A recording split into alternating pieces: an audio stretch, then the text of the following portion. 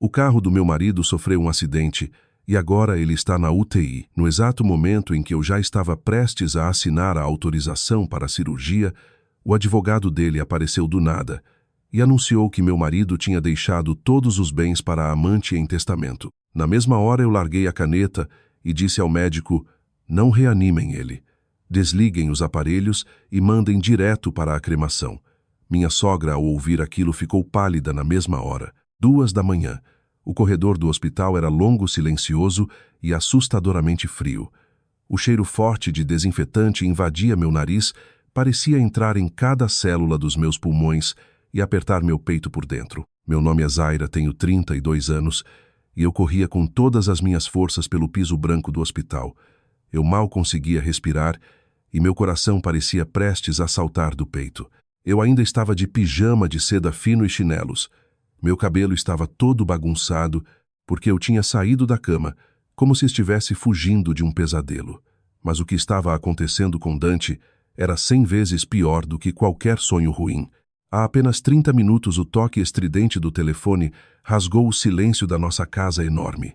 Do outro lado da linha, a voz séria e fria de um policial rodoviário me deu a notícia que eu nunca quis ouvir na vida. Dante, meu marido, havia 10 anos tinha sofrido um grave acidente de carro.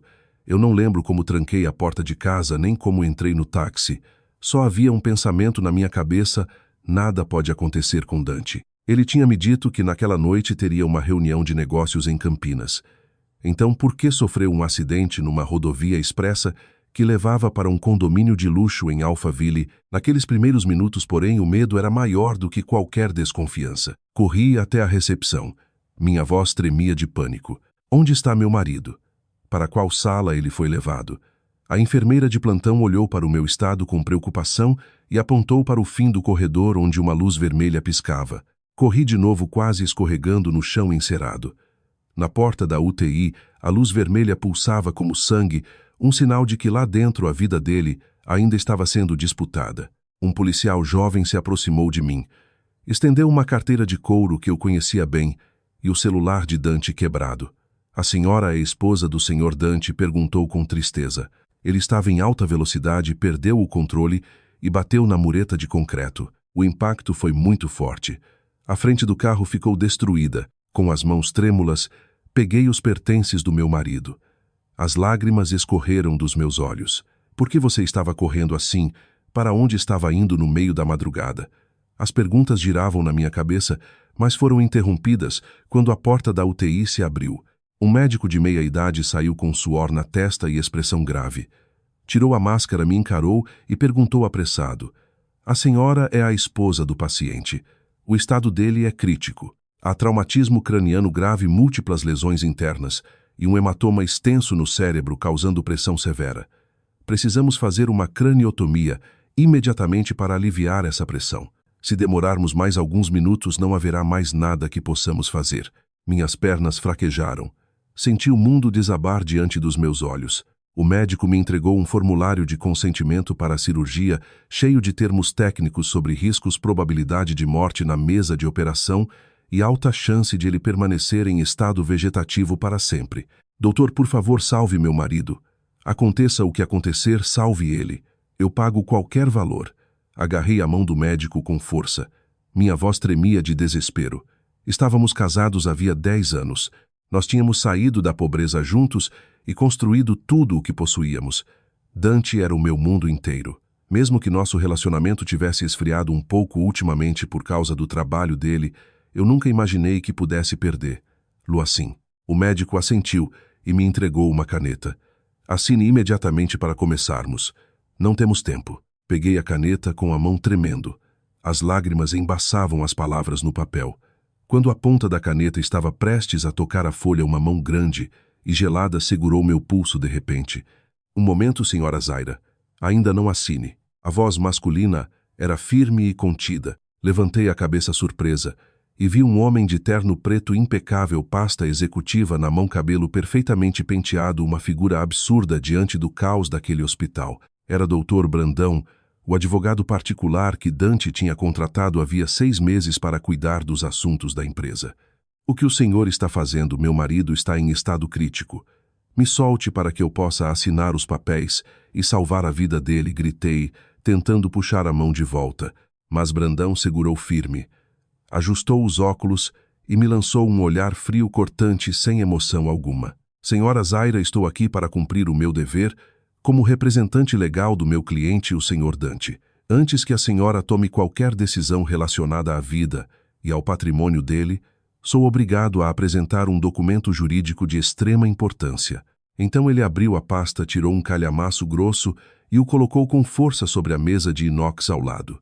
Este é o testamento particular com firma reconhecida do Sr. Dante, lavrado há 3 meses.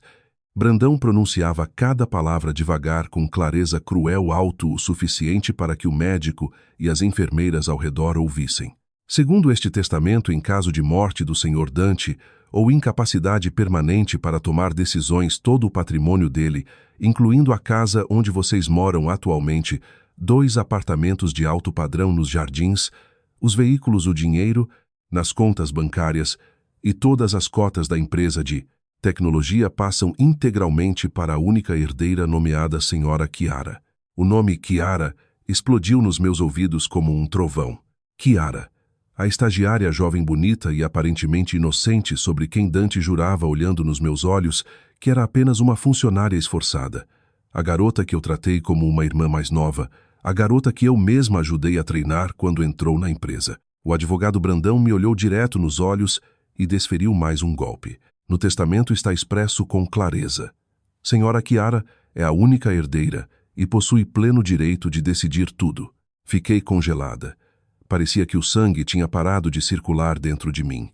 As palavras do advogado zumbiam na minha cabeça como vidro quebrando por dentro do meu peito. 10 anos da minha juventude, 10 anos em que abandonei minha carreira para cuidar da casa das refeições do descanso de Dante, em que economizei cada centavo para que ele pudesse abrir o negócio dele. Eu estava ao lado dele quando a gente comia macarrão instantâneo num apartamento minúsculo alugado na periferia muito antes de chegarmos a tudo aquilo que tínhamos conquistado. E agora, justamente na fronteira entre a vida e a morte, ele tinha me arrancado da própria história dele. Tinha entregue tudo para uma garota que conhecia havia pouco mais de 1 ano. O amargor subiu pela minha garganta. O médico me olhou com preocupação e impaciência, depois olhou para Brandão. Os familiares do paciente precisam decidir agora. O hematoma está aumentando a pressão no cérebro. Cada segundo diminui as chances de sobrevivência. A ele não interessava a disputa patrimonial. Ele só precisava de uma assinatura para fazer o trabalho dele. Olhei para o formulário na minha mão. O custo estimado da cirurgia, a internação em UTI, os valores altíssimos, centenas de milhares, talvez milhões de reais, de repente, ficaram perfeitamente nítidos. Brandão percebeu minha hesitação e se aproximou ainda mais. A voz dele ficou mais gelada. Senhora Zaira, preciso lembrar a senhora de outro ponto importante. Como o patrimônio do Sr. Dante já foi destinado à Senhora Chiara, se a senhora optar por assinar a autorização, todas as despesas médicas, a partir deste momento, inclusive eventuais dívidas em caso de insucesso cirúrgico, ou se o Sr. Dante permanecer em coma, serão de sua inteira responsabilidade pessoal. Esses valores não poderão ser retirados do patrimônio já transmitido por disposição testamentária à Senhora Chiara. Ele fez uma pausa e deu um meio sorriso nojento. A senhora deve avaliar com racionalidade sua capacidade financeira. As palavras dele caíram sobre mim como um balde de água congelada, mas ao mesmo tempo me despertaram. Então era isso, a tal viagem de trabalho de Dante naquela noite. Era, na verdade, uma ida para um condomínio de luxo encontrar a amante. Ou seja, esse tempo inteiro eu não passava de uma empregada com título bonito dentro da minha própria casa. Se eu assinasse aquele papel, eu me afundaria em dívidas para salvar um homem que me traiu, para depois assistir os dois viverem felizes com o patrimônio construído com o meu suor. Eu perderia tudo. Eles sorririam. Eu pagaria a conta. Não, eu não era santa. E não era tão burra assim. Meu sacrifício tinha sido esmagado. Minha dignidade tinha sido humilhada. Depois de 10 anos juntos, na hora final, ele tinha me tratado pior do que se trata uma estranha. Se você foi cruel, não me culpe por endurecer. Se você foi ingrato, não espere compaixão. Olhei para os olhos do advogado Brandão e vi desafio e desprezo. Ele achava que eu iria chorar, suplicar, que eu aguentaria tudo em nome desse amor de fachada, mas ele estava errado. A dor insuportável foi se transformando em dormência. E dentro daquela dormência, nasceu outra mulher, mais afiada, mais fria, mais cruel. Virei para o médico que aguardava e levantei a mão que segurava a caneta. O médico e Brandão prenderam a respiração, mas em vez de assinar, eu abri a mão. A caneta caiu no chão gelado. O som ecoou pelo corredor silencioso, como o martelo de um juiz decretando a sentença de morte do meu casamento. Encarei o médico. Não havia mais lágrima nenhuma no meu rosto. Minha voz saiu tão calma que eu mesma me surpreendi. Doutor, não reanimem ele. Desliguem os aparelhos e mandem direto para a cremação. Minhas palavras explodiram ali como uma bomba. Os olhos do médico se arregalaram. Ele ficou sem fala. O advogado Brandão empalideceu. O sorriso sumiu do rosto dele, substituído por puro choque. O que a senhora disse? A senhora enlouqueceu. Esse homem é o seu marido. Virei para ele. Meu olhar estava afiado como faca. Meu marido. O homem que deixou tudo para a amante e todas as dívidas para a esposa. Um marido desses, eu não tenho condições de sustentar. Se o senhor e a senhora Chiara quiserem salvar, usem o próprio dinheiro. Para mim, ele morreu no exato instante em que o senhor leu esse testamento. Virei as costas e comecei a andar deixando para trás o caos e os olhares atônitos. Mas eu não tinha ido longe quando ouvi um grito vindo do elevador. Meu Deus, meu filho! Cadê o meu filho? Uma mulher corpulenta de robe florido, cabelo despenteado, entrou no corredor como um furacão. Era Dona Odete, minha sogra. A mulher que sempre dizia me amar como uma filha, mas contava mentalmente cada real que eu gastava. Ela veio direto até mim e, ao me ver, estreitou os olhos. Zaira, por que você está parada aí? Por que não está salvando seu marido? Você quer matar meu filho? Odete se lançou sobre mim como uma tempestade, trazendo junto o cheiro forte de calmante e raiva antiga. Agarrou minha roupa e começou a me sacudir tão forte que eu quase caí. Os gritos dela ecoavam pelo corredor inteiro, atraindo a atenção de todo mundo. Chorando alto, ela berrava. Meu Deus do céu! Que nora é essa? Que mulher ruim! O marido está morrendo e ela não quer salvar porque não quer gastar dinheiro. Você quer matar meu filho para ficar com a fortuna dele. Sua desgraçada!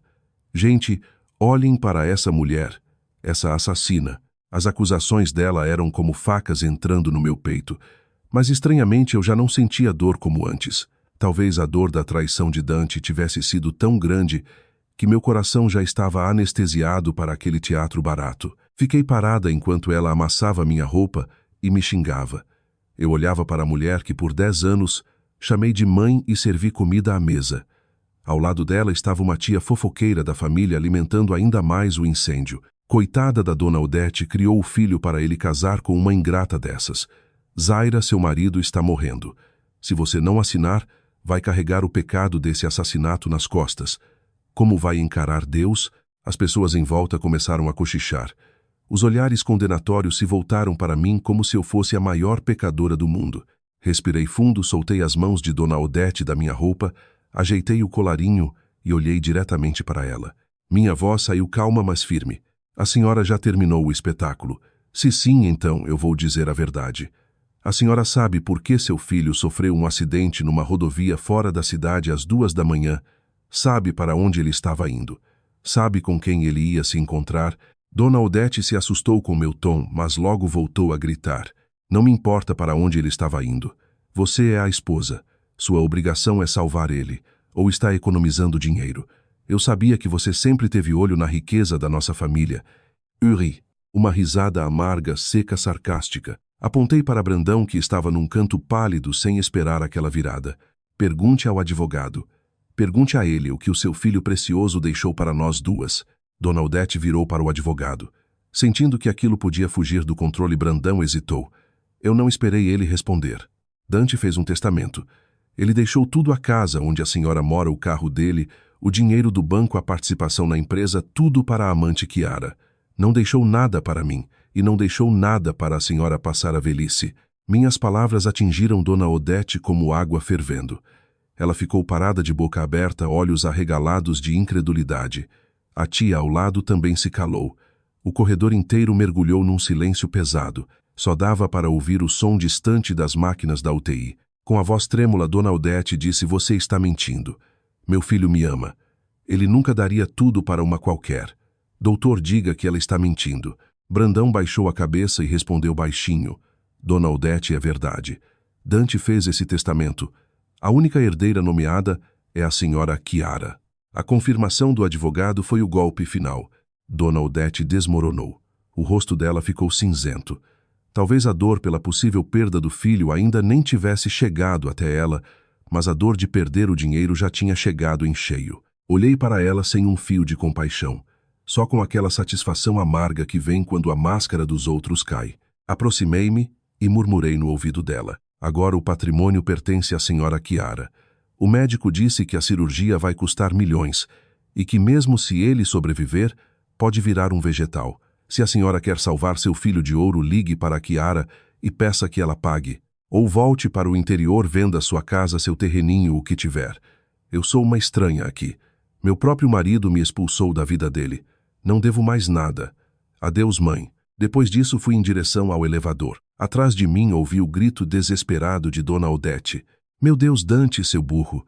Deu tudo para a mulher errada e deixou a própria mãe para morrer de fome. O choro dela agora era genuinamente lamentável, mas não por amor ao filho, pelo dinheiro. Entrei no elevador e apertei o botão. As portas metálicas se fecharam devagar, me separando daquele inferno cheio de hipocrisia. Quando saí do hospital, andei como um fantasma pelas ruas vazias antes do amanhecer. O vento frio me ajudava a voltar para a realidade. Eu não fui para a casa dos meus pais, nem liguei para amigos. Peguei um táxi e voltei para a casa onde Dante e eu tínhamos vivido. A casa grande e luxuosa agora parecia gelada e vazia. Tudo estava no lugar. O copo dele ainda estava sobre a mesa. Os chinelos dele permaneciam ao lado da porta. Mas o dono daquelas coisas já tinha se tornado um estranho para mim. Entrei sem acender as luzes e subi no escuro até o escritório dele. Eu precisava encontrar provas. Não ia sair dali de mãos abanando. E não permitiria que aqueles dois desfrutassem do meu sofrimento. Dante era um homem cauteloso. Guardava os documentos importantes num cofre no escritório. Eu sabia a senha, a data do aniversário dele, mas também sabia que ele escondia uma chave reserva em algum lugar improvável, caso esquecesse a senha eletrônica. Em 10 anos de casamento, eu aprendi os hábitos dele melhor do que qualquer pessoa. Acendi a lanterna do celular e comecei a vasculhar as gavetas da mesa, depois o armário. Finalmente vi num canto uma caixa antiga de carteira masculina. Era a primeira carteira que eu tinha dado a ele, comprada com meu salário pequeno de estagiária muitos anos antes. Ele não usava mais, mas guardava. Abri a caixa, peguei a carteira e tateei um compartimento escondido. Como imaginei, uma chavinha de cobre caiu na minha mão. Meu coração disparou. Fechei a mão em volta daquela chave como se eu estivesse segurando meu próprio destino. Voltei para o escritório, me ajoelhei diante do cofre, enfiei a chave e digitei a senha. Ouvi um clique. A porta se abriu. Lá dentro havia algum dinheiro em espécie, algumas pastas e uma pequena caixa. Coloquei tudo no chão e comecei a examinar. A primeira coisa que me chamou a atenção foi uma pilha de fotografias. Sob a luz do celular apareceram imagens íntimas e vulgares de Dante com Chiara. Ela estava abraçada a ele, sorrindo com provocação. Eles tiravam fotos em lugares caros, num iate, em resorts de luxo, em destinos que Dante dizia visitar por trabalho. Debaixo das fotos havia um exame de ultrassom. Nome da paciente: Chiara. Gestação 8 semanas.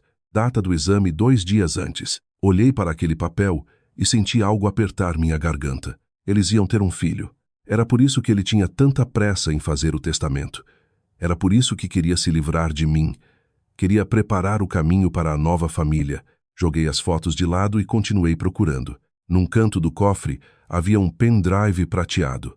Com as mãos trêmulas conectei no notebook de Dante. A tela se iluminou, mostrando pastas organizadas por data. Abri a mais recente.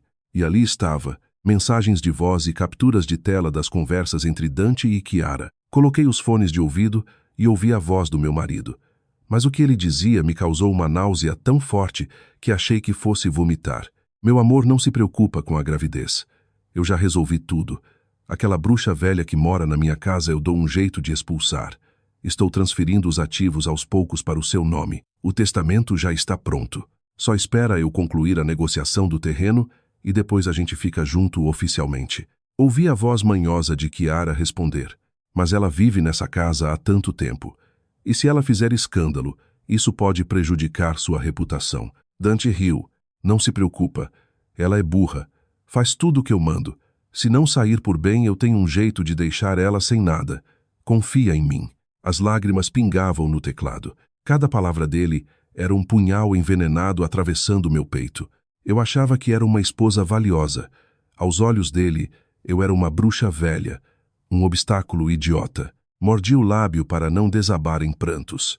Tremendo, copiei todos os arquivos do pendrive para meu notebook. Aquilo seria minha prova, minha arma, minha chance de justiça. Fiquei sentada no chão frio, cercada pelas evidências da traição e crueldade do homem que eu amei tanto. O escritório imenso estava tomado pela escuridão e pelo silêncio mortal. Só se ouvia o ventilador do notebook como moscas sobre o cadáver do meu casamento.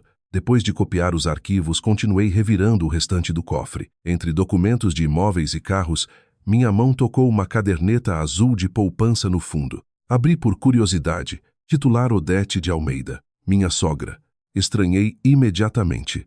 Dona Odete era uma mulher simples do interior que tinha passado a vida toda trabalhando numa cooperativa rural e dizia viver apertada. De onde vinha uma conta poupança que ela ainda por cima guardava escondida no cofre do filho? Folheei as páginas e meu corpo inteiro gelou. A conta tinha sido aberta 2 anos antes. Todo dia 5 de cada mês entrava um depósito de R$ 5.000. Um valor pequeno para o padrão da nossa vida, mas fixo, fiel, constante. O pior estava na descrição dos pagamentos. Para os remédios da Kiara, para as compras da Kiara. Presente de aniversário da mãe da Kiara. Kiara, Kiara, sempre Kiara. Eu pisquei, reli e voltei às páginas. Não havia dúvida. A amante do meu marido transferia dinheiro regularmente para minha sogra havia 2 anos. O significado daquilo caiu sobre mim como uma pedra no peito. 2 anos. Dona Odete sabia do relacionamento entre Dante e Kiara havia 2 anos. Sabia e se calou. Aceitou o dinheiro da amante do filho, gastou tudo e continuou fingindo diante de mim que era uma sogra simples e bondosa. Eu me lembrei de quantas vezes ela vinha nos visitar trazendo ovos, frutas, queijo, dizendo com voz doce: "A Zaira, tenho dó de você, trabalha fora e ainda tem que cuidar do marido." E na mesa do jantar soltava indiretas sobre outras famílias cheias de crianças, enquanto na nossa casa era tudo silencioso demais. Mulher que não dá neto não serve para nada. Agora eu entendia. Ela me desprezava porque eu não tinha conseguido lhe dar um neto e por isso apoiou secretamente o filho na busca por outra mulher. Incentivou Dante e recebeu dinheiro para manter a boca fechada. R$ 5.000 por mês. Esse era o preço da consciência dela. O preço da minha paz. Soltei uma risada amarga. Eu achava que tinha perdido só o marido. Na verdade, eu vinha morando havia anos num ninho inteiro de enganadores. Do filho à mãe, todos me viam como uma tola útil. O ódio ferveu dentro de mim. Segurei a caderneta com tanta força que meus dedos ficaram brancos. Peguei o celular e fotografei cada página, cada depósito, cada comprovante. Aquilo seria uma prova esmagadora da cumplicidade de Dona Odete. Ela queria posar de vítima de sogra abandonada pela nora má, pois eu mostraria ao mundo o rosto verdadeiro dela. Guardei a caderneta de volta, fechei o cofre, me levantei e olhei para a nossa foto de casamento na parede. Eu e Dante sorrindo como 2 idiotas felizes. Tirei a moldura da parede e joguei no chão. O vidro se partiu. Pisei nos cacos e saí dali. Não havia mais nada a lamentar. A partir daquele momento, eu deixava de ser a Zaira fraca e obediente de antes. O sol já nascia quando me sentei no canto mais afastado de um café pequeno e silencioso. Na minha frente estava Samira, minha melhor amiga desde a faculdade, e hoje uma advogada renomada em casos de divórcio e partilha de bens. Samira olhou para minha aparência destruída, meus olhos inchados, minha pele pálida, e não escondeu a compaixão. Segurou minha mão e o calor dela me devolveu um pouco de força. Zaira, escuta com atenção. Ela empurrou para mim um copo de suco de laranja. A voz dela era firme, profissional, segura. Eu vi a cópia do testamento e as provas que você me mandou. A situação é grave, mas isso não significa que você esteja sem saída. Dante achou que tinha planejado tudo, mas ele foi arrogante demais. Subestimou a lei. Samira abriu o tablet e apontou para a imagem do testamento que eu tinha fotografado. Primeiro, sobre esse testamento que transfere tudo para a Kiara. Formalmente, isso só seria totalmente válido se o patrimônio fosse exclusivamente particular dele, mas a maior parte desses bens foi adquirida durante o casamento. A casa, os 2 apartamentos, a participação na empresa, tudo isso é patrimônio comum do casal. Pela lei, ele só poderia dispor da metade que lhe cabia. A parte referente à sua meação é intocável. Então essa tentativa de entregar tudo para a amante é parcialmente nula. Eu assenti tentando absorver tudo, mas o testamento tem firma reconhecida. E a Kiara já está pronta para tomar tudo. Samira sorriu de lado cheia de confiança. Testamento só produz efeitos completos depois da morte. Dante ainda está vivo, embora incapaz. Kiara ainda não pode sair transferindo bem nenhum. Só que precisamos agir rápido antes que tentem manobras paralelas. Ela então traçou um plano jurídico tão claro que pela primeira vez naquela noite interminável eu senti que ainda existia chão sob meus pés. Primeiro passo, vamos pedir tutela de urgência para bloquear todos os bens do Dante, contas, investimentos, imóveis, tudo. Fundamento: preservação da meação, prevenção de dilapidação patrimonial e garantia de futura partilha. Com uma ordem judicial dessas, mesmo com testamento na mão, Kiara não vai conseguir vender nada, sacar dinheiro nenhum, nem mexer em conta. Segundo passo, continuou Samira, e a voz dela ficou ainda mais dura. Vamos atacar a origem e a finalidade desse testamento. Você tem prova de adultério. Tem prova de que ele usou dinheiro comum do casal para manter a amante. Transferência de patrimônio comum para terceira pessoa sem consentimento do cônjuge. Isso é gravíssimo. Vamos entrar com ação para anular esses repasses e cobrar devolução. Enquanto eu ouvia algo parecido com alívio, finalmente começou a surgir dentro de mim. A lei até permite brechas para gente gananciosa, mas também protege quem sabe lutar. E Dona Odete? Perguntei com raiva. E a minha sogra? Samira deu um sorriso gelado. A caderneta dela é ouro puro. Por enquanto, não encoste nela. Deixa que continue se fingindo de vítima. Na hora certa, essa caderneta vai ser o tapa público que ela merece. Samira não era só uma excelente advogada. Era rápida, inteligente e tinha contatos por toda parte. Menos de 24 horas depois da nossa conversa no café, ela me ligou com boas notícias. O juiz tinha deferido o bloqueio cautelar do patrimônio de Dante com base nas provas robustas de tentativa de ocultação de bens comuns em favor de terceira pessoa. A decisão saiu rápida como uma rede de aço, fechando todas as saídas. Eu estava sentada na sala de casa olhando a chuva fina escorrendo pela janela quando imaginei o caos acontecendo do outro lado. Contas bancárias congeladas, aplicações travadas, imóveis indisponíveis. Imaginei Kiara num shopping de luxo, segurando o cartão adicional que Dante tinha feito escondido para ela, escolhendo vestido, bolsa de grife, cosméticos absurdamente caros, como uma rainha prestes a subir ao trono. E então o momento em que ela estende o cartão e o sistema responde recusado. Seu sorriso desaparece. A vergonha explode. Ela tenta ligar para Dante, mas Dante está inconsciente na UTI. Liga para Brandão e o pesadelo deles começa. Como eu já previa, meu telefone vibrou na mesa. Na tela brilhava o nome de Brandão. Deixei tocar até parar. Tocou de novo. Atendi em silêncio, apenas ouvindo a respiração furiosa dele. Senhora Zaira, que palhaçada é essa? Por que a senhora pediu o bloqueio dos ativos do meu cliente? A senhora tem ideia de que isso viola os direitos da herdeira legítima indicada em testamento. Sorri levemente. Bom dia, doutor Brandão. Por que tanto nervosismo? Eu só estou usando meu direito de esposa legal para proteger o patrimônio comum do casal. O senhor dizia que o testamento era incontestável. Eu trouxe provas de que meu marido usava nosso dinheiro na amante. O juiz entendeu que meus argumentos eram consistentes. O senhor é um advogado brilhante. Tenho certeza de que compreende perfeitamente a decisão. Não fale comigo nesse tom, ele berrou. A polidez falsa tinha evaporado. A senhora Kiara está em choque, isso está afetando a gravidez dela.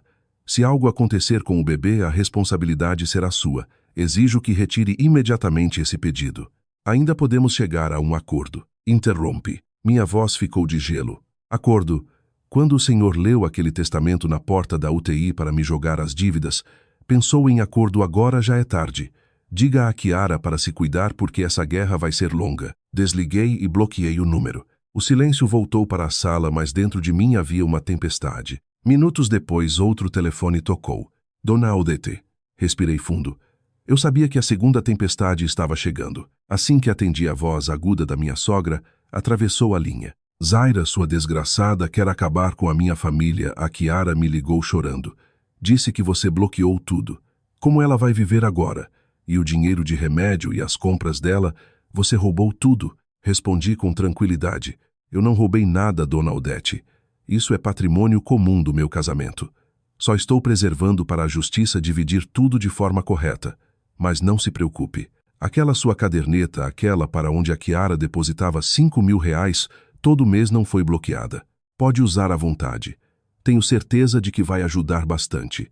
Do outro lado, silêncio absoluto. Ela balbuciou alguma coisa e desligou de repente. Provavelmente não esperava que eu soubesse da existência daquela poupança secreta. O silêncio dela dizia tudo. 3 dias depois, Dante morreu de falência múltipla dos órgãos. A morte dele não me causou a dor que eu teria imaginado antes. Talvez porque a dor mais funda já tivesse acontecido no momento da traição. Eu cuidei do funeral dele não por amor, mas porque ainda era minha obrigação legal como esposa. Escolhi uma funerária simples. Tudo foi discreto, rápido, sem luxo. Nenhuma banda, nenhuma coroa gigantesca, nenhuma homenagem pomposa. Só uma foto de Dante sorrindo, e aquele sorriso agora parecia o de um estranho. Eu estava vestida de preto, sem maquiagem, com o rosto marcado pelo cansaço em pé, ao lado do caixão. Meus olhos estavam secos. Pouca gente apareceu. Alguns ex-sócios, funcionários, antigos familiares do interior. O ambiente era pesado, cheio de silêncio constrangedor. Todos sentiam que havia algo muito errado. Então Dona Odete apareceu. Ela entrou amparada por 2 parentes com cara de vítima, já pronta para fazer escândalo como sempre. Olhou ao redor, viu a cerimônia modesta e seu rosto se deformou de raiva. Zaira, o que é isso? Meu filho era diretor, um homem rico e importante. Que enterro miserável é esse? Você quer que façam piada da nossa família? Devia ter banda, flores, missa, recepção, tudo. Olhei para ela com uma calma que até me surpreendeu. Aproximei-me e falei alto o suficiente para que ela me ouvisse bem. Se a senhora quer luxo, fique à vontade. Mas neste momento todo o patrimônio e todas as contas do Dante estão bloqueados por decisão judicial. Eu não posso tirar R$ 1 dali. O meu dinheiro só dá para a cremação e o básico. Se a senhora quer pompa, use o seu dinheiro. Ou peça a Kiara que traga o dela. A escolha é sua. Na hora em que ouviu o seu dinheiro, Dona Odete engasgou emocionalmente. O choro dela cortou no meio. Ela conhecia muito bem a situação. E, acima de tudo, amava dinheiro mais do que qualquer coisa. Usar o dinheiro da própria poupança secreta no funeral do filho era impensável. Ela me lançou um olhar de ódio, depois percebeu que todos observavam, então se sentou e fingiu voltar a chorar. O salão mergulhou em silêncio. Só se ouviam passos abafados e o som de uma oração baixa vinda de uma caixa de som pequena. Os parentes do lado de Dante, vendo Dona Odete calada, também não ousaram mais me confrontar. Nos olhos deles eu já não era a nora submissa de antes. Eu estava ali como uma pedra fria, mas eu não queria compreensão. Eu estava esperando a melhor parte do espetáculo. Eu sabia que Kiara e Brandão não deixariam aquele funeral terminar em paz. Eles precisavam de uma cena pública. Precisavam legitimar Kiara perante a família, conquistar simpatia, fazer dela a viúva verdadeira aos olhos de todos. E o funeral de Dante era o palco perfeito. Às 10 da manhã, no momento das despedidas, o ar no salão ficou ainda mais pesado. Eu ajeitei o véu preto no meu cabelo e pensei que talvez o silêncio fosse vencer. Mas as melhores cenas sempre acontecem no fim. A grande porta do velório se abriu com força. Um vento frio entrou. Todos olharam para a entrada. Kiara apareceu. Ela não vestia um traje tradicional de luto. Usava um vestido preto caríssimo sob medida, um casaco elegante, chapéu com véu cobrindo parte do rosto e uma maquiagem impecável demais para aquele ambiente. Mesmo vestida de preto, ela exalava luxo. O detalhe mais chamativo, porém, era a barriga arredondada que ela fazia questão de segurar com ambas as mãos com um cuidado quase teatral. Ao lado dela vinha Brandão sério, como um ministro. Atrás 2 seguranças de terno escuro. A cena era ridícula e ameaçadora ao mesmo tempo. Eles avançaram pelo corredor central como se estivessem entrando numa premiação. Os cochichos começaram. Kiara passou por mim sem sequer me olhar, como se eu fosse invisível. Foi direto até o caixão e desabou em lágrimas dramáticas. Meu amor, por que você nos deixou? Você prometeu cuidar da gente para sempre, meu Deus. O perfume dela, doce e forte, encobriu o cheiro de incenso e me deu náusea. A cena de uma mulher jovem, bonita, grávida, chorando sobre o caixão de um homem casado, deixou todos em choque. Brandão se postou ao lado, tossiu discretamente e ergueu a mão pedindo silêncio. Senhoras e senhores, sou o representante legal do falecido. Hoje, em nome da verdade, preciso comunicar que a senhora Chiara foi a mulher que Dante mais amou nos últimos anos de vida. Ela não foi apenas sua companheira, mas carrega no ventre seu único filho. De acordo com a última vontade do falecido Chiara e seu filho, são os únicos herdeiros de todo o patrimônio. A presença dela aqui é absolutamente legítima como noiva e mãe do filho dele. Os olhares que até então estavam sobre Chiara se voltaram para mim. Eu podia ler nos rostos deles o julgamento à derrotada esposa rejeitada publicamente no próprio funeral do marido. Chiara levantou o rosto, os olhos cheios de lágrimas falsas. Olhou para mim com desafio. Zaira, eu sei que isso dói, mas por favor tente entender o Dante. Ele só queria o melhor para o filho. Deixe ele descansar em paz. Fiquei parada com as mãos fechadas. A falta de vergonha deles superava tudo que eu imaginara. Eles não queriam só o dinheiro. Queriam minha dignidade. Queriam pisotear meu valor diante de todos. Chiara acariciou a barriga. Meu amor, nosso filho ainda nem conheceu o pai. Quem vai proteger a gente agora, meu amor, ele está chutando. O nosso menino, ela repetia menino, filho, herdeiro como um encantamento dirigido aos parentes mais velhos. Funcionou. As tias e tios de Dante começaram a cochichar, e dessa vez os olhares para mim mudaram de condenação para fúria aberta. Agora entendi por que ele arrumou outra. A esposa era estéril. Amante é feio, mas pelo menos ela está dando um filho. Bênção para a família. Essa Zaira é ruim demais. O marido morreu e ela está com cara de pedra. Dona Odete, que até pouco antes chorava pelo dinheiro, pareceu se iluminar quando ouviu a palavra neto. Ela encarou a barriga de Chiara como quem vê um tesouro caído do céu. O sentimento dela virou completamente. Correu até Chiara, segurou o braço dela e perguntou emocionada: "É verdade, minha filha? Você está esperando um menino?" Chiara assentiu dócil como santa. "Sim, mãe." O Dante estava tão feliz. Até escolheu o nome, Enzo. Ao ouvir aquilo, Dona Odete começou a chorar, mas dessa vez de alegria. Meu Deus, que bênção! O Dante se foi, mas deixou um herdeiro. Não chora, filha. Isso faz mal ao bebê. Eu estou aqui. A avó vai proteger vocês. Em seguida virou para mim com ódio puro. Está vendo, Zaira, se você não consegue dar um filho, outra dá. Não tenha inveja. E não se atreva a fazer mal ao meu neto. Brandão percebeu que o vento tinha virado a favor deles e aproveitou. Veio até mim com voz acusadora. Senhora Zaira, a senhora está vendo o resultado do seu egoísmo. A senhora falhou como esposa e falha como ser humano. Quando Dante ainda estava entre a vida e a morte, a senhora se recusou a salvar-lo. Agora usa artifícios jurídicos para bloquear patrimônio e condenar à fome uma gestante e o filho dela. A senhora quer que o único herdeiro desta família nasça na pobreza. Onde está sua consciência? Eu estava sozinha no meio da condenação coletiva. Minha sogra, os parentes, os curiosos, todos me olhavam como se eu fosse o próprio demônio. Senti uma solidão gelada atravessar meus ossos. Olhei para Dona Odete, amparando Chiara com carinho para os parentes, cercando a amante para todos aqueles anos de sacrifício, sendo esmagados por uma barriga e um teatro. Então entendi de uma vez por todas o valor que eles davam aos meus 10 anos de vida. Nenhum. Para eles, uma barriga valia mais que toda a minha lealdade. Meu silêncio não era derrota, era a calmaria antes da tempestade. Subi devagar até o pequeno palco onde havia um microfone. O som dos meus saltos ecoou pelo salão agora calado. Todos esperavam ouvir a fala da mulher cruel, mas eu não falei de imediato. Primeiro tirei meu celular da bolsa. Minha mão já não tremia. Estava firme. Conectei o aparelho ao sistema de som do salão. Olhei diretamente para Chiara. Minha voz saiu calma, mas pesada. Senhora Chiara, a senhora chora tão lindamente pelo meu marido. Diz que ele a amava tanto que queria lhe dar tudo. Então escute, por favor, o que o homem que a senhora chama de amor realmente pensava. Antes que ela pudesse reagir, apertei o play. A voz de Dante se espalhou por todo o salão. Eu já falei pro Brandão deixar esse testamento blindado. Tudo tem que passar para Chiara. A Zaira não pode receber um centavo. Essa idiota me serviu por anos e não desconfia de nada. Quando a Chiara tiver o bebê, Eu invento qualquer motivo para colocar a Zaira para fora. Meu dinheiro é pro meu filho, não pra mulher estéril. O salão inteiro congelou. Nenhum sussurro, nenhuma tosse, só a voz do morto. A gravação seguiu. Agora Dante falava com Brandão. Se a Zaira se negar a assinar a cirurgia ou resolver fazer escândalo, ela vai arcar com todas as dívidas. A gente segura ela pelo pescoço. Em seguida entrou a risada de Dante com Chiara. Amor, relaxa. Estou tirando dinheiro da empresa aos poucos. Já assinei contratos frios.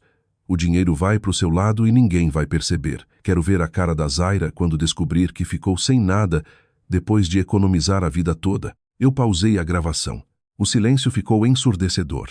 Então liguei também a projeção de imagens no telão atrás do caixão. Fotos de Dante e Chiara surgiram uma após a outra.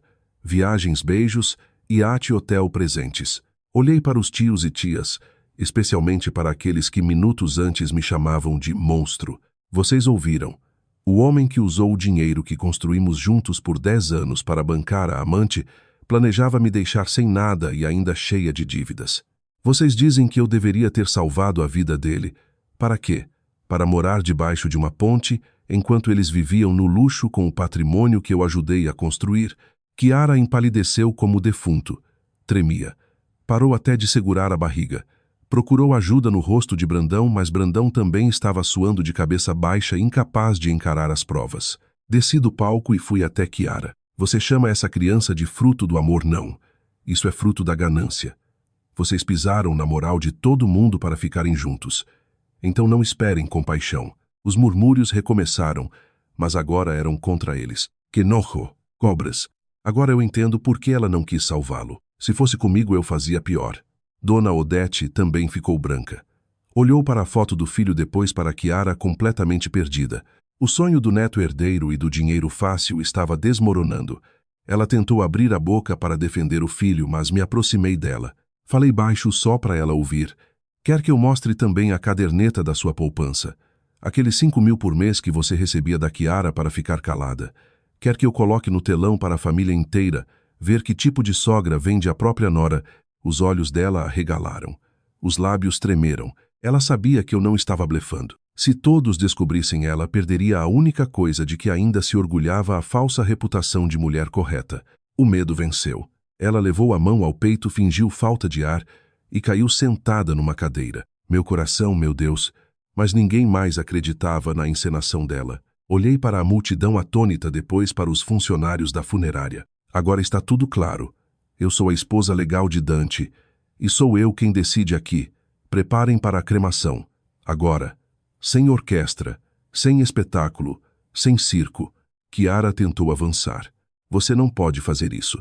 Ele é o pai do meu filho. Mas antes que terminasse, algumas tias a cercaram. Que direito você tem? Destruiu uma família e ainda vem mandar aqui. Saia daqui. Brandão, vendo que tudo tinha virado contra eles, puxou Chiara para fora entre gritos, insultos e humilhação. O caixão foi levado. Eu fui atrás, sem chorar, sem olhar para trás.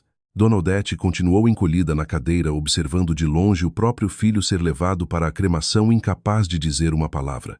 Fiquei olhando o fogo do crematório e senti que junto com aquele corpo ardiam também 10 anos da minha tolice. Vai, Dante, leva com você a sua traição, porque eu vou ficar. E vou limpar toda a sujeira que você deixou. O funeral terminou em vergonha para Chiara e Brandão, mas eu sabia que eles não desistiriam fácil. Gente gananciosa, quando encurralada, se torna ainda mais perigosa. E como eu imaginava, 2 dias depois, a nova guerra explodiu, não na vida real, mas nas redes sociais. Quando acordei e peguei o celular, vi uma enxurrada de notificações. Facebook, Instagram, grupos de WhatsApp, Telegram, tudo cheio de mensagens, ataques, xingamentos. Entrei num grupo de fofoca popular da cidade e vi a manchete: esposa de coração de pedra desliga marido dos aparelhos por herança. Amante grávida está em desespero. Junto montagens do funeral. Eu com o rosto duro. Chiara chorando e segurando a barriga. Era uma narrativa falsa, cuidadosamente construída. Eu aparecia como a esposa cruel, estéril e invejosa que deixou o marido morrer para tomar a fortuna dele. Chiara surgia como uma vítima romântica, grávida e inocente, sem dinheiro nem para exames. Milhares de comentários me atacavam. Eles também tinham contratado uma rede de perfis falsos para invadir minhas contas, resgatar fotos antigas, me insultar, me ameaçar. Passei a receber ligações de números desconhecidos, cheias de ofensas. Na manhã seguinte, quando abri o portão de casa, encontrei tinta vermelha jogada na entrada, um rato morto e um bilhete: cuide da sua vida. Fiquei olhando para aquilo tudo com o corpo tremendo, mas a cabeça estranhamente clara. Era um movimento desesperado de Chiara e Brandão. Usavam a opinião pública como arma para me empurrar a um acordo. Os vizinhos já me olhavam de outro jeito. Alguns com pena, outros com nojo, outros cochichando. Fechei a porta, respirei fundo. Queria gritar, queria quebrar tudo, mas sabia que exatamente isso era o que eles queriam. Liguei para Samira. Eu já vi tudo, Zaira, ela disse. Esses dois são podres. Fica calma. Já estou documentando cada postagem, cada ameaça, cada montagem. Vamos processar por danos morais, difamação e perseguição. Não faça nada. Só guarde tudo. Concordei. Eu não tinha mais medo. Quanto mais sujos eles jogavam, mais mostravam o quanto estavam apavorados. No meio desse caos digital, recebi uma ligação inesperada. Boa tarde, senhora Zaira. Meu nome é Murilo, sou repórter de um programa investigativo da televisão. Estou acompanhando seu caso e gostaria de oferecer uma entrevista exclusiva para que a senhora apresente sua versão. A proposta parecia tentadora, mas havia algo na voz dele que me deixou alerta. Respondi que pensaria e imediatamente enviei o número para Samira investigar. 1 hora depois ela me ligou de volta. Ainda bem que você não aceitou de cara. Esse tal Murilo vive de matéria comprada. Está em contato com Brandão. Eles queriam te puxar para uma armadilha, te deixar nervosa diante da câmera e editar contra você. Soltei uma risada amarga. Eles realmente não vão parar. Então vamos usar isso contra eles, respondi. Liguei de volta para Murilo e aceitei a entrevista com uma condição: eu escolheria o local e gravaria toda a conversa. Marquei num café tranquilo com câmeras de segurança em todos os ângulos e pedi a Samira que ficasse discretamente numa mesa próxima. No dia seguinte cheguei usando um tailleur elegante. Não queria parecer uma vítima arrasada. Queria parecer exatamente o que eu era: uma mulher lúcida, ferida e pronta para lutar. Murilo já estava lá com um cinegrafista. Ele se surpreendeu ao me ver tão composta. Sranu Zaira, obrigado por vir. Sentei e coloquei meu celular gravando sobre a mesa e sorri de leve. Por favor, senhor Murilo, pode começar. Eu respondo tudo.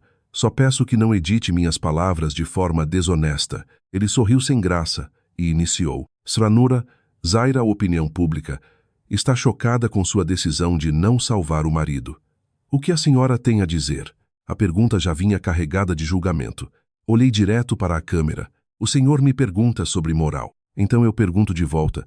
Se o seu marido usasse tudo o que vocês construíram juntos para sustentar a amante, deixasse você com dívidas gigantescas e tirasse seu lugar da própria vida dele, o que o senhor esperaria que a esposa fizesse? Vendesse os órgãos para salvar-lo, depois fosse morar na rua, enquanto ele e a amante desfrutam do patrimônio?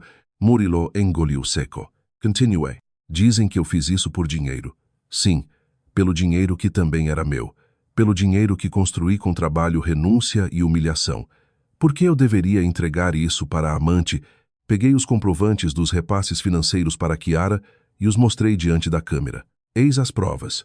Enquanto eu economizava, ele mandava rios de dinheiro para bolsas de luxo, viagens e despesas da amante. Então me diga, eu sou gananciosa ou só estou lutando pelo que é justo? Murilo ficou pálido. Tentou se recuperar. Mas e o bebê? Ele não tem culpa. Sorri com amargura. A criança não tem culpa. Os adultos, sim. Adultos que usam gravidez, lágrimas e mentira para encobrir traição, fraude e roubo. Eu acredito em lei, não em lágrimas de crocodilo. Depois olhei fixamente para ele. E mais uma coisa. Eu sei por que o senhor está aqui. Jornalismo serve para mostrar a verdade, não para vender uma mulher ferida para linchamento público. Talvez amanhã aconteça com alguém da sua própria família. Murilo desligou a câmera. Ficou sem palavras. Saiu dali envergonhado. Depois da batalha nas redes e na mídia, eu sabia que o próximo front seria a empresa. A empresa de tecnologia que Dante e eu havíamos construído juntos estava agora à deriva como um navio sem capitão. E no meio do caos, Chiara apareceu na sede como se fosse uma rainha recém-coroada. Quem me contou tudo foi Kael Venturi, o vice-presidente. Segundo ele, Chiara entrou na sala de reuniões, sentou na cadeira que era de Dante e anunciou: a partir de agora eu sou a nova líder desta empresa. Não se preocupem, eu vou tratar vocês melhor do que o Dante tratava. Ninguém aplaudiu. Um gerente perguntou imediatamente: e os salários? As contas da empresa estão bloqueadas. Chiara se atrapalhou e olhou para Brandão. Brandão respondeu por ela: estamos resolvendo essa questão. A senhora Chiara tem grande capacidade financeira. Um contador sussurrou alto o bastante para todos ouvirem. O carro dela foi comprado com dinheiro do Dante. Chiara se irritou e começou a gritar: quem não quiser ficar, pode pedir demissão. Essa empresa é minha. A arrogância dela teve efeito imediato. Funcionários importantes pediram desligamento. O clima virou um inferno. Kael me ligou quase em desespero. Zaira, por favor, ajuda a gente. Ela vai destruir a empresa. Está querendo transferir dinheiro do fundo de reserva para contas próprias. Eu sabia que ali eu não podia agir como ex-esposa traída. Precisava agir como pessoa com direitos societários legítimos.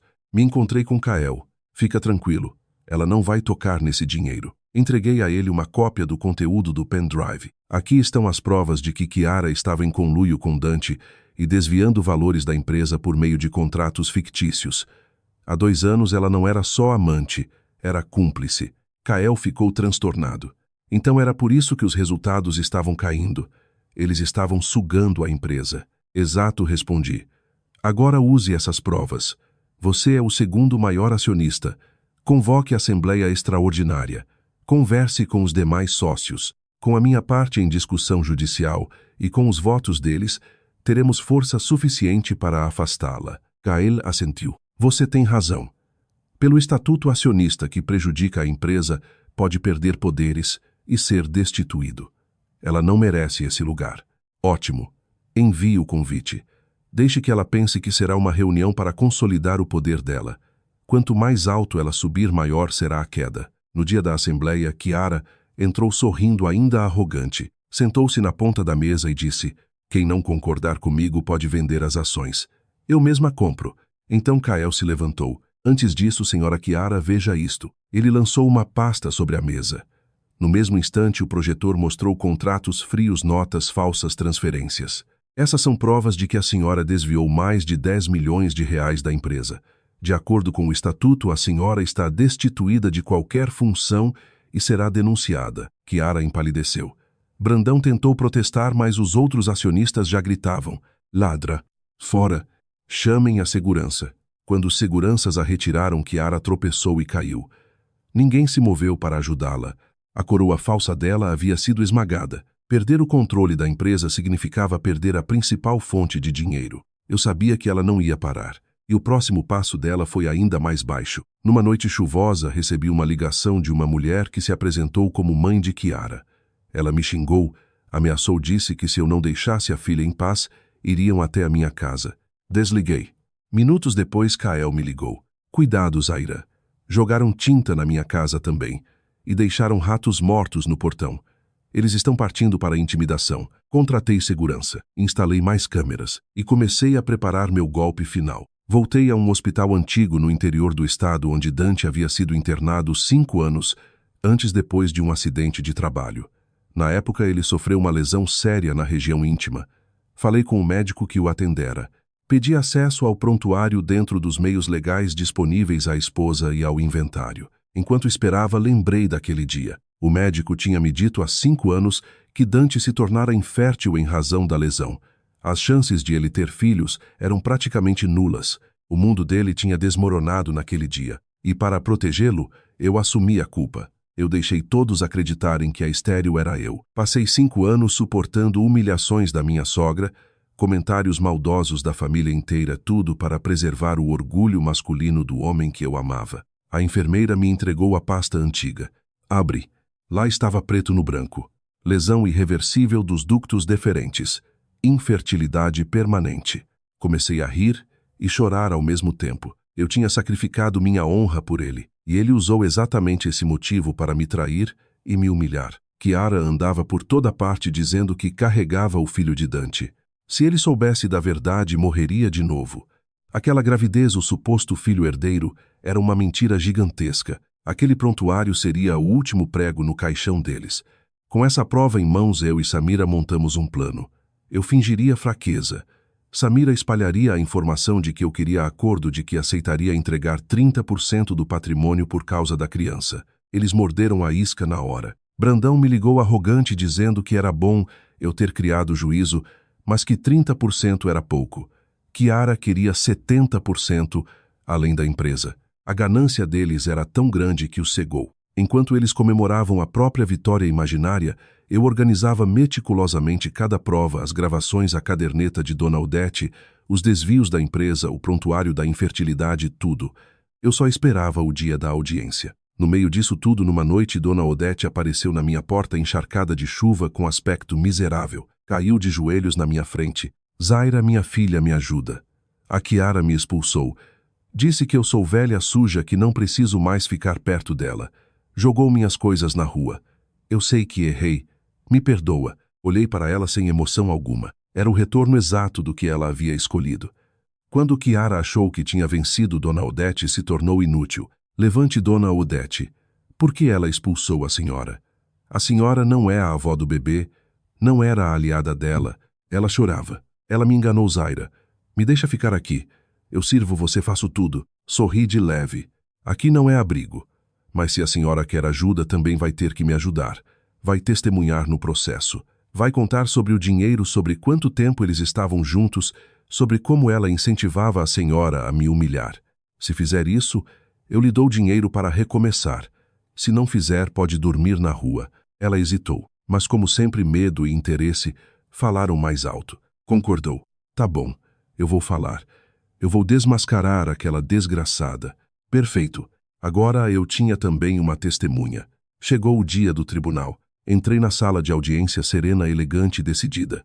Do outro lado estavam Kiara de roupa discreta e barriga em destaque encenando fragilidade e Brandão ainda tentando manter a pose de grande advogado. A audiência começou. Brandão fez um discurso emocionado sobre amor verdadeiro, sobre uma mulher grávida desamparada, sobre um bebê inocente, prestes a nascer sem pai. Kiara chorou nos momentos certos. Então Samira se levantou. Ignorou completamente o teatro. Excelência, a parte contrária, insiste em basear toda a sua narrativa em uma suposta gestação do falecido. Apresentaram um exame de ultrassom de clínica particular. Contudo, aqui está um ofício da própria clínica, informando que a paciente de nome Kiara não realizou o exame naquela data. A assinatura do médico foi falsificada. Um murmúrio atravessou a sala. Kiara e Brandão empalideceram. Brandão tentou interromper, mas Samira continuou. Além disso, obtivemos o verdadeiro prontuário da senhora Kiara em outra instituição. De acordo com os registros, a concepção ocorreu na segunda semana de outubro. Nesse período, o senhor Dante estava em viagem internacional a negócios em Lisboa. Temos passagens, registros migratórios e comprovantes corporativos. Kiara começou a perder a cor. Samira finalizou. Portanto, senhora Kiara, de quem é essa criança? A sala inteira se encheu de cochichos. Kiara olhava em volta como se o chão tivesse desaparecido. Brandão ainda tentava remendar alguma defesa, mas eu sabia que era a hora do último golpe. Levantei-me. Senhora Kiara, a senhora ainda sustenta que carrega o filho de Dante. Ela gritou descontrolada. Sim, você só fala isso porque é estéril. Sorri. Tirei da pasta o prontuário de Dante. Excelência, este é o prontuário médico do meu marido de 5 anos atrás. Nele consta de maneira expressa infertilidade permanente.